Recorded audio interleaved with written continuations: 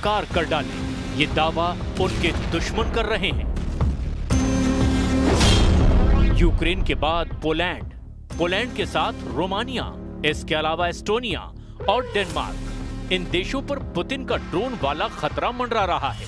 इन देशों का इल्जाम है कि पुतिन ने नेटो पर चढ़ाई शुरू कर दी है, क्योंकि रूस के ड्रोन इन सभी देशों की एयर स्पेस को चीरकर अब पूरे यूरोप पर हमले का सिग्नल दे रहे हैं।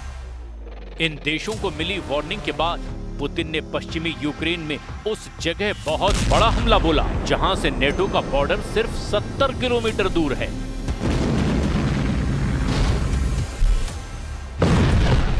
रूस ने पोलैंड बॉर्डर के करीब यूक्रेन के ल्यूव शहर पर बहुत बड़ा हमला कर दिया है। बिजली के ठिकानों से लेकर कई इमारतों को नुकसान पहुंचाया है। रूस के ड्रोन और क्रूज मिसाइल वाली फोर्स ने लगातार इस शहर पर हमले किए हैं। अटैक ऐसे कि इसकी गूंज सिर्फ 70 किलोमीटर दूर पोलैंड तक ही नहीं, बल्कि बेल्जियम में नेटो मुख्यालय तक पहुंच रही है। पुतिन नेटो की चौखट पर पहुंच चुके हैं। पुतिन अब नेटो और यूरोप को बताना चाहते हैं कि वो उनसे सिर्फ 70 किलोमीटर ही दूर हैं। पुतिन बताना चाहते हैं कि रूस की फौज और नेटो के बीच बस 70 किलोमीटर का ही फासला है, और ये 70 किलोमीटर ऐसी दूरी है जिसे पुतिन किसी भी पल नेटो से छीन सकते हैं। पुतिन बता रहे हैं कि 70 किलोमीटर के फासले को तय करने में उनकी फौज को 70 मिनट भी नहीं लगेंगे। अमेरिका की क्रूज मिसाइल टॉम हॉक को देखकर पुतिन बिगड़ गए हैं। टॉम हॉक को देखकर पुतिन उखड़ गए हैं। टॉम हॉक को देखकर के पुतिन का गुस्सा रिकॉर्ड तोड़ रहा है।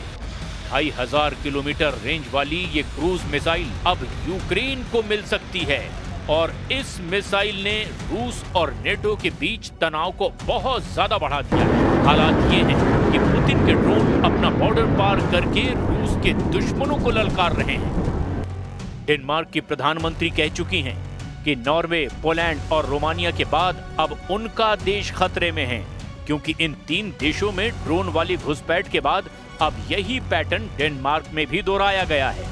मतलब साफ है कि रूस पूरे पूर्वी यूरोप को दबाव में लाना चाहता है, और ये बात डोनाल्ड ट्रंप को भी बहुत अच्छी तरह से मालूम है।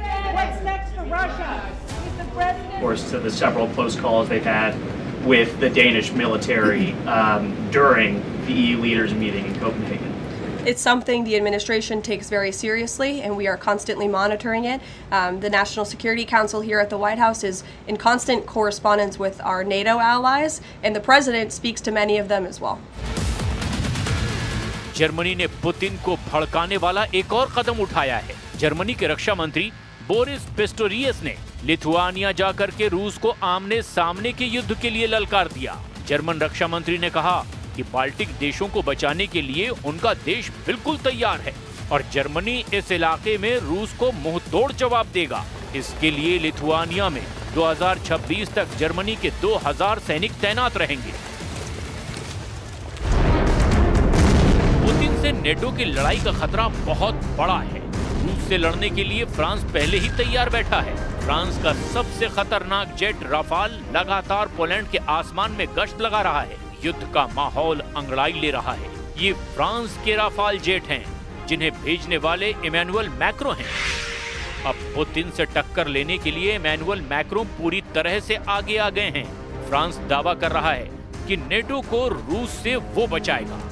फ्रांस ने रूस को यूक्रेन के बॉर्डर पर रोकने के लिए अपने सबसे खतरनाक फाइटर जेट राफाल को पोलैंड में तैनात कर दिया है। राफाल बख्शेगा नहीं, इसकी गारंटी राफाल पर लगी मिसाइल दे रही है। राफाल के विंग टिप पर लगी माइका मिसाइल ये एयर टू एयर मिसाइल है, जो दुश्मन के विमान को 80 किलोमीटर की रेंज में मार सकती है। जब दूसरा राफाल पलटता है तो उसकी विंग्स के नीचे नजर आती है मैजिक सुपर 530 मिसाइल। इसकी रेंज है 40 किलोमीटर, यानी लंबी और छोटी दूरी।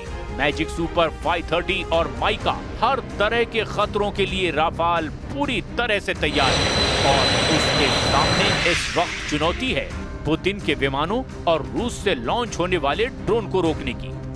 ये बात मैक्रो भी जानते हैं, और इस बात से डोनाल्ड ट्रंप भी बहुत अच्छी तरह वाकिफ हैं कि एक बार पुतिन ने यूक्रेन के बाद नेटो की तरफ कदम बढ़ाया तो पहला हमला बाल्टिक देशों या फिर उनके दक्षिण में ही पोलैंड पर होने का खतरा है और फिर आगे की राह पुतिन खुद तैयार कर लेंगे। पुतिन की तैयारी चौतरफा नजर आ रही है। वो युद्धाभ्यास करके समंदर से ज़िरकॉन हाइपरसोनिक मिसाइल भी फायर कर रहे हैं। उनके सुखोई 34 सुपरसोनिक बॉम्बर भी तैयार कर दिए गए हैं। रूस और बेलारूस अपनी सेनाओं के बीच तालमेल बढ़ाने के लिए किसी भी हद तक जाने को तैयार हैं। पोलैंड इस तैयारी का सबसे बड़ा नुकसान उठा सकता है, इसकी आशंका पूरे नेटो को है। पुतिन की सेना ने 3.5 साल के युद्ध में सबसे खतरनाक अटैक की तैयारी शुरू कर दी है।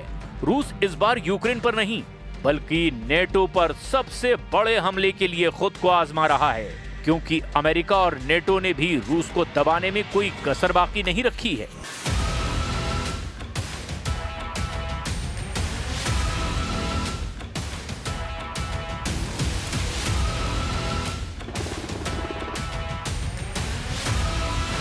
अमेरिका के उपराष्ट्रपति जेडी वेंस ने जब से यूक्रेन के लिए टॉम हॉक का नाम लिया, पुतिन का मूड बिगड़ गया है। ज़ेलेंस्की ने अमेरिका से जब से टॉम हॉक मिसाइलें मांगी है, पुतिन यूक्रेन को लगातार बड़ी सजा देना चाहते हैं।